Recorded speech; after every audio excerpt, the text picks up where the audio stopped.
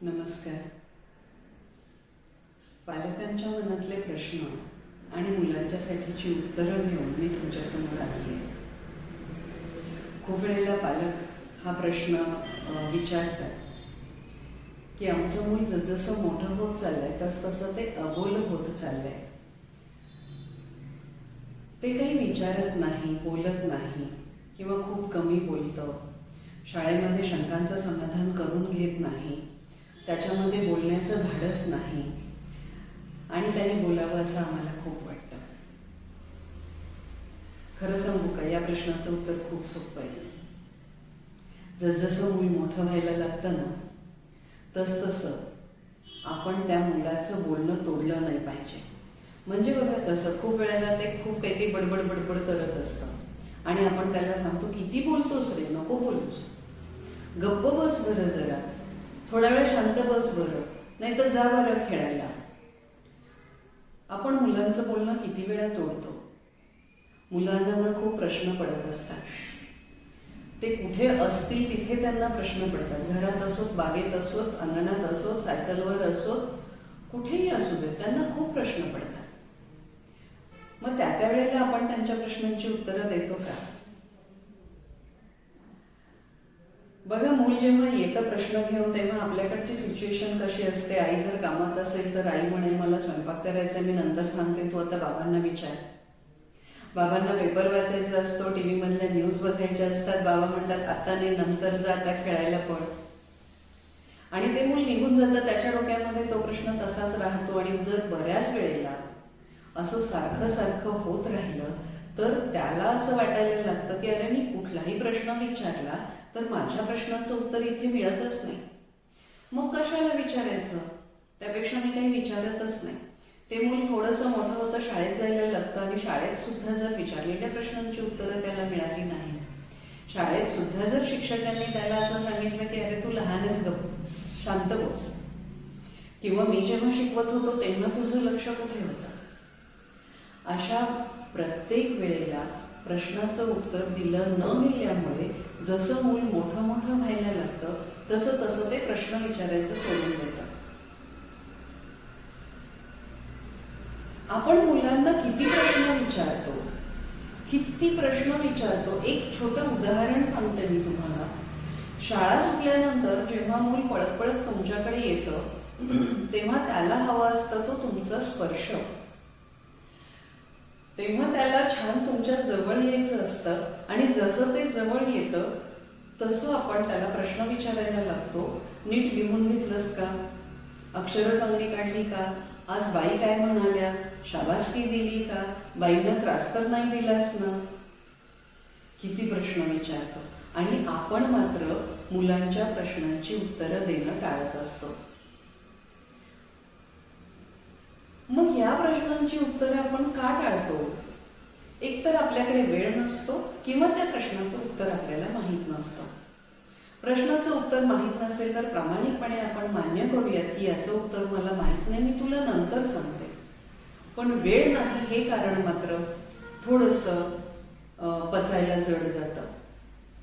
पण हेही मी समजू शकते की नोकरी करणाऱ्या महिला आजकाल आहेत, आया सगळ्या नोकरी करतात, बाबा नोकरी करतात आणि जेव्हा आई बाबा दोघेही नोकरी करत असतात मुलांना वेळ कमी देतात किंवा वेळ नाही देऊ शकत. अशा वेळेला मुलांच्या प्रश्नांचं करायचं काय? मुलांना पडणारी प्रश्न संध्याकाळी घरी आल्यानंतर किंवा दिवसातला 1 तास आपण त्यांना देऊ शकतो आणि त्या तासामध्ये जे प्रश्न पडतील निदान त्यांची तरी उत्तरं आपण देऊ शकतो की नाही. दिवसभरातले प्रश्न मुलं विसरून जाणार आहेत, पण त्या तासाभरामध्ये मुलाला खूप प्रश्न पडणार आहेत, त्यांची उत्तरं आपण देऊ शकतो की नाही. मग मुलाला हळूहळू विश्वास यायला लागतो की मला दुपारी पडलेल्या प्रश्नाचं उत्तर सुद्धा आता संध्याकाळी आल्यानंतर आईबाबा देतात. मग ते मूल तुम्हाला ते प्रश्न विचारू शकतात. आपण जर प्रश्नांचं उत्तर दिलंच नाही तर मात्र मुलं दबली जातात आणि मग मुलं नाही त्यांचे विचार समृद्ध होऊ शकत. आणखीन एक उदाहरण सांगते मी तुम्हाला. इसिडोर राबी नावाचे शास्त्रज्ञ होऊन गेले. त्यांना पुढे पदार्थ विज्ञानातलं नोबेल पारितोषिक मिळालं. त्यांची आई काय करायची बरं? तर त्यांची आई जेव्हा ते मूल शाळेतून यायचं बाहेर, जेव्हा मुलगा शाळेतून बाहेर यायचा आईला भेटायचा, तेव्हा आई त्याला प्रश्न विचारायची, तू शाळेत उभं राहून काय विचारलंस? सतत त्यांना प्रश्न विचारावा म्हणून प्रयत्न करायची आणि स्वतः त्याच्या सगळ्या प्रश्नांची उत्तरं देण्याचा प्रयत्न करायची. त्याशिवाय शाळेमध्ये त्यानं उभं राहून प्रश्न विचारावं यासाठी त्याची मानसिकता तयार करायची. त्याचं कुतूहल जागृत ठेवण्याचं काम ती आई करायची. किती छान काम आहे ना हे. आपली बाळं आहेत, आपल्या मुलांसाठी आपल्याला सगळं करायचंय, मग आपल्या मुलांसाठी थोडा वेळ देणं नाही का जमणार आहे आपल्याला? बऱ्याच वेळेला मग प्रश्न येतो की आम्ही वेळ देऊ शकतो, पण मुलं इतका त्रास देतात की एकतर आमच्याजवळ अभ्यासाला बसतच नाहीत आणि आमचं काहीही ऐकत नाहीत. खूप छोटी गोष्ट आहे. मुलं आपलं तेव्हा ऐकत नाहीत जेव्हा आपण मुलांचं ऐकत नाही. आणि मुलांनी दंगा करावा, मुलांनी उड्या माराव्यात, मुलांनी भरपूर खेळावं, मुलांनी सगळं करावं. आणि हे करण्याचं हे जर आपण करू दिलं ना, बघा मुलं नीट अभ्यास सुद्धा करतील पुढे जाऊन.